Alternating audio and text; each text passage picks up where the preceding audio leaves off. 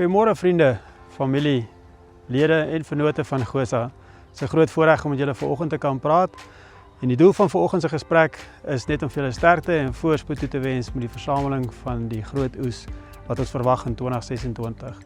24 April het die oeskattingskomitee van Suid-Afrika 'n oes van 16,835 miljoen ton verwagting op die mielies geskat, 2,8 miljoen ton verwagting op die sojaoes en al 'n mintige 20,754 totale someroes verwagting vir 2026. Die oes wat hiermee vergelyk kan word is die oes van 2017 waar ons 16,82 miljoen ton mielies ontvang het, 1,315 miljoen ton sojabone ontvang het en 'n altesaame oes van 19,33 miljoen ton oes. So dit is 'n groot sprong van laas jaar se oes en ook van die normale oes af. Die sojabone het met almintige 120% verhoging van 2017 tot 2026 wat dit toegepas het.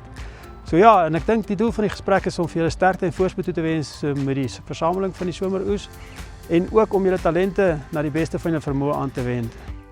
Ons hemelse Vader en Skepper het vir ons baie God gegeewe talente gegee en ons moet woeker met daai talente en ons graan wat aan ons toevertrou word optimaal op te berg en te versorg en dit dan weer ook so aan die verbruikers deur te gee. So van die produsent af regdeur tot die eindverbruikers, tot die vervoerders, tot die verskepers, almal wat in die waardeketting van toepassing is verantwoordelikheid is om die graan op 'n veilige manier op die einde van die dag by die eindbestemmings te kry en waarde toe te voeg vir dit.